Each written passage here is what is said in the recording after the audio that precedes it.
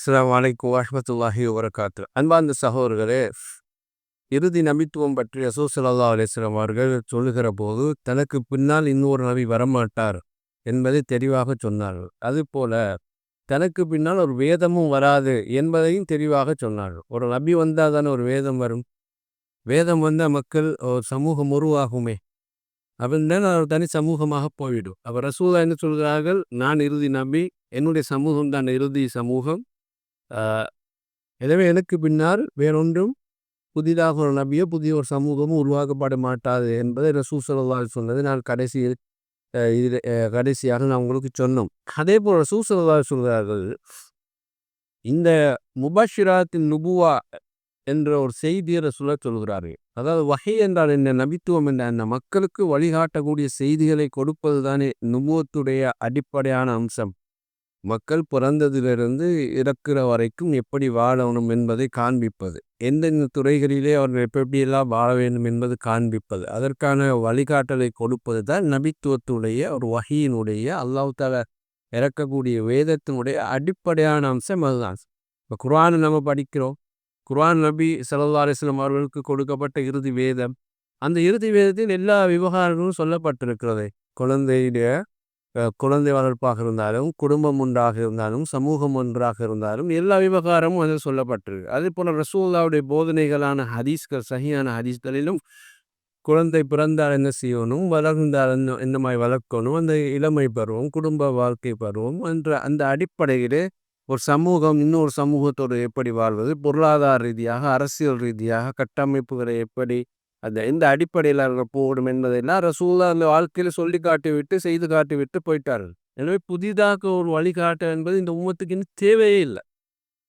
புதிதாக ஒரு வழிகாட்டல் என்பது இந்த உம்மத்துக்கு தேவையே இல்லை என்பதை தான் ரசூல் ஸல்லல்லாஹு அலைஹி வஸல்லம் இந்த வழிகாட்டல் மூலமாக அவர்கள் நிறைவுபடுத்தி விட்டு போய்விட்டார்கள். ஆனால் இன்னொன்று ரசூல் ஸல்லல்லாஹு அலைஹி வஸல்லம் அவர்கள் சொல்லக்கூடிய முக்கியமான செய்தியை நாங்கள் பார்க்கிறோம். இது சஹீஹ் முஸ்லிமிலே 479வது ஹதீஸாகவும், சுனன் இப்னு மாஜாவில் 3899வது ஹதீஸாகவும் பதிவு செய்யப்பட்டிருக்கிறது. இந்த ஹதீஸை இப்னு அப்பாஸ் ரலியல்லாஹு அன்ஹு அவர்கள் அறிவிக்கிறார்கள். அதாவது ரசூல் ஸல்லல்லாஹு அலைஹி வஸல்லம் அவர்கள் நோயாளியாக இருக்கிற போது, அது கடைசி அவர்கள் வஃபாத்தாகக்கூடிய அந்த இறுதி நாட்கள் இருக்கின்றனவே, அந்த நாட்கள் அவர்கள் நோயாளியாகத்தான் இருந்தார்கள். அப்போது ரசூல் ஸல்லல்லாஹு அலைஹி வஸல்லம் அவர்கள் சொன்ன செய்தியை தான் இப்னு அப்பாஸ் ரலியல்லாஹு அறிவிக்கிறார்கள். எப்படி அறிவிக்கிறார்கள்? கஷப ரசூலுல்லாஹி ஸல்லல்லாஹு அலைஹி வஸல்லம் சித்தாரத்த வன்னாஸ் சுஃபூஃபுன் கல்ஃப அபீ பக்கர். ரசூல் ஸல்லல்லாஹு அலைஹி வஸல்லம் வீட்டிலே இருக்கிறார்கள். இப்போ பள்ளிவாசலிலே அபூபக்கர் ரலியல்லாஹு அன்ஹு தலைமையிலே தொழுகை நடைபெற்று கொண்டிருக்கிறது. அப்போ ரசூலுல்லாஹ் வீட்டில் இருந்து அவர்களுக்கு வர முடியாத அளவுக்கு சோகமில்லாம நிலையில் இருந்தார்கள்.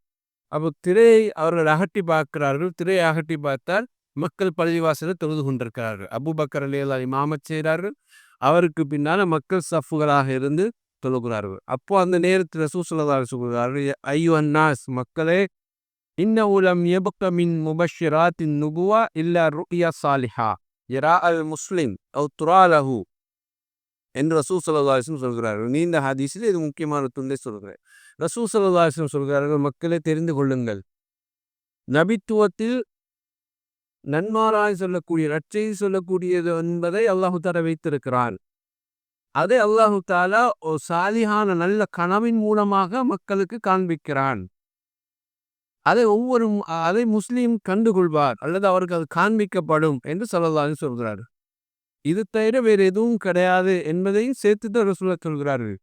இன்னஹு லம் யப்க மின் முபஷ்ஷிராத்தி நுபுவா இல்லா ருப்யா சாலிஹா. சாலிஹான அந்த நல்ல கனவை தவிர நபித்துவத்துக்கு சொல்லப்படக்கூடிய நற்செய்தி வேறு ஒன்றுமே மீதி இல்லை. எல்லாம் சொல்லப்பட்டிருக்குது.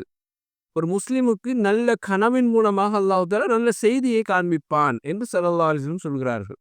அது ஒவ்வொருத்தருக்கும் ஒவ்வொரு வகையாக காண்பிப்பான். ஒருவருக்கு காண்பிக்கப்பட்டதுதான் மொத்த உம்மத்திலும் காண்பிக்கப்படும் என்ற அர்த்தம் கிடையாது. எனக்கு ஒன்று காண்பிக்கப்படுது. அல்லாஹ் தஆலா எனக்கு ஒரு நல்ல செய்தியை சொல்கிறான். என் வாழ்க்கைக்குரிய நல்ல ஒரு செய்தி.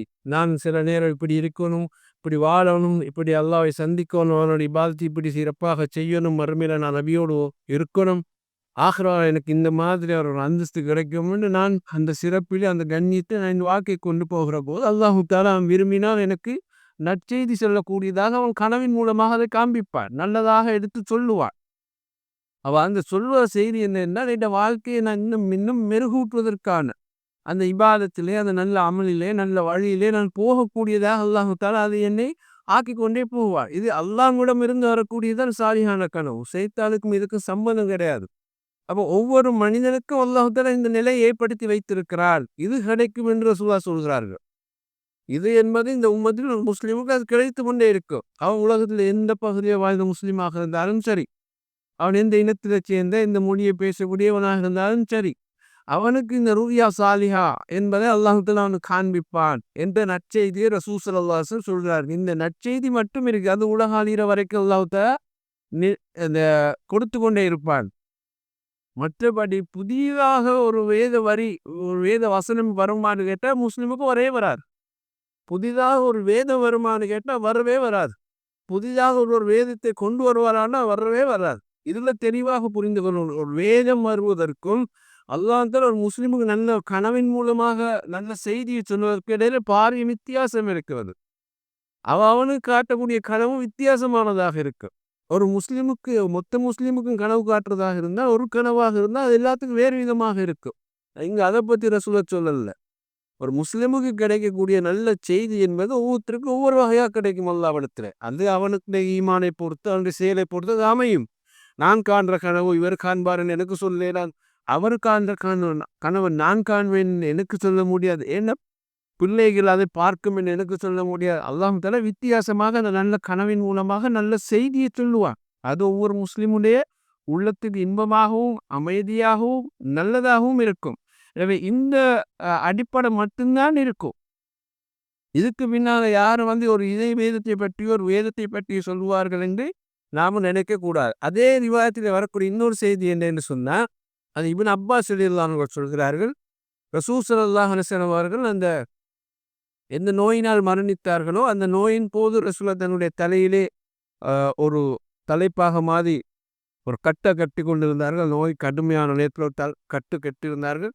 அந்த நேருக்கு அவர்கள் சொன்னார்கள், அல்லாஹும்ம அல் பல்லகுத்து சலாச மர்ராத். யா அல்லாஹ் நான் இந்த உம்மத்துக்கு எடுத்து வைத்து விட்டேனா, அதாவது இந்த உம்மத்துக்கு நீ எந்த செய்தியெல்லாம் சொல்ல வேண்டும் என்று என்னை அனுப்பினாயோ அந்த மார்க்கத்தை அதை நான் முழுமையாக சொல்லிவிட்டேனா, யா அல்லாஹ் நான் அதை முழுமையாக எத்தி வைத்து விட்டேனா, யா அல்லாஹ் நான் அதை முழுமையாக எத்தி வைத்து விட்டேனா என்று ரசூல் அந்த இறுதி நேரத்தில் அவர்கள் அல்லாஹ்விடத்துல தன்னுடைய பொறுப்பு ஒப்படைக்கப்பட்டு விட்டது. நீ எனக்கு எதற்காக நீ என்னை நபியாக அனுப்பினாயோ அந்த பணியை நான் செய்து விட்டேனே அல்லாஹ் என்று ரசூலுல்லாஹ் இப்படி துஆ கேட்கிறார். தான் அர்த்தம். அப்படி அவர்கள் சொல்லிவிட்டு மறுபடியும் சொல்கிறார்கள். இப்ப ரசூலுல்லாஹ்வுக்கு அல்லாஹ்வினால் கொடுக்கப்பட்ட அந்த வஹி அந்த செய்தி அவங்க முழுமையாக எத்தி வைத்துட்டாங்க தானே. அதை எப்படி புரிந்து கொள்வதற்கு நிறைய செய்திகள் இருக்கு. அதே மாதிரி இந்த ஹதீஸ்ல எப்படி புரிந்து கொள்வதற்கு ஒரு செய்தியை ரசூலுல்லாஹ் சேர்த்து சொல்றாங்க பாருங்க. எவ்வளவு ஒரு அற்புதமான செய்தி. அல்லாஹும் அல் பல்லகு சலாச மர்ராத். யா அல்லாஹ் நான் எத்தி வைத்து விட்டேனா என்று 3 முறை கேட்டு விட்டார்கள். அப்ப அதுல அர்த்தம் என்னன்னா நான் முழுமையாக எத்தி வைத்து விட்டேன். இதைத்தானே இறுதி ஹஜ்ஜின் போது கூட ரசூலுல்லாஹ் கேட்டார்கள் மக்களை பார்த்து, மக்களே நான் எத்தி வைத்து விட்டேன். நான் எல்லாரும் சொன்னாங்க ஆம் அல்லாஹ்வுடைய தூதரே. அப்போ ரசூலுல்லாஹ் அல்லாஹ்வை சாட்சியாக வைத்தார். யா அல்லாஹ் நீ அதற்கு சாட்சியாக இரு. அது ஒரு இடம். இரண்டாவதுடைய மரணத்துக்கு முன்னாலே சொல்கிறார்கள் நான் எத்தி வைத்து விட்டேனா எத்தி வைத்து விட்டேனா. அப்ப அது மார்க்கம் கம்ப்ளீட் பண்ணப்பட்டு முடிவு செய்யப்பட்டது, முடிவாகவும் ஆக்கப்பட்டு விட்டது. அது அல்லாஹ்வுடைய தூதர் சொன்னார்கள். எனவே இதுக்கு பின்னால் புதிய ஒரு மார்க்க கட்டளை வராது என்பதை எப்படி உணர்த்துகிறார்கள் உம்மத்துக்கு அந்த ரிவாயத்தை தொடர்ந்து சொல்கிறார்கள். இன்னஹு லம் யப்க மின் முபஷ்ஷிராத்தின் நுபுவா இல்லா ருகியா யரா அல் அப்து சாலிஹ் அவு துராலஹு. இந்த இடத்துல மதிதான் சொல்றாங்க. மார்க்கத்துடைய புதிய ஒரு கட்டளை புதிய ஒரு செய்தி நீ வரவே வராது. ஆனா அல்லாஹு தஆலா நல்ல கனவின் மூலமாக செய்திகளை சொல்லுவார். நான் ஆரம்பத்தில் சொன்னது போல் அவருக்கு அல்லாஹ் தஆலா ஒரு இன்பம் தரக்கூடிய மகிழ்ச்சி தரக்கூடிய செய்திகளை அப்படி கொடுத்து இந்த உம்மத்துக்கு அந்த நன்மாராயம் சொல்லி கொண்டிருப்பான். நல்ல செய்திகளை கொடுத்துட்டு இருப்பான். நல்ல கனவுகளை கொடுத்துட்டு இருப்பான். அது தவிர எனக்கு கனவு பார்த்தேன், எனக்கு கனவு அல்லாஹ் இந்த கட்டளைத்தான், நான் கனவு கண்டேன், அது நபிகளார் எனக்கு இந்த கட்டளையிட்டார்கள் சொன்னா அது ஒரு வழிகேடு. ஒரு புதிய கட்டளை புதிய மார்க்கம் புதிய செய்தி வரையே வராது. ஆனா ஒரு மனுஷனை பக்குவப்படுத்தக்கூடிய ஒரு நன்மையின்பால் போகக்கூடிய நல்ல கனவுகள் வரும் என்பதை அல்லாஹ்வுடைய ரசூல் ஸல்லல்லாஹு அலைஹி வஸல்லம் அவர்கள் இங்கு சொல்வதை நாங்கள் புரிந்து கொள்ள வேண்டும். இந்த அடிப்படையில் வரக்கூடிய இன்னும் சில விஷயங்களை அடுத்தடுத்த நிகழ்ச்சியில் பார்ப்போம். ஆஹிர் தஅவானா அல்ஹம்துலில்லாஹி ரப்பில் ஆலமீன். அஸ்ஸலாமு அலைக்கும் வரஹ்மத்துல்லாஹி வபரகாத்துஹு.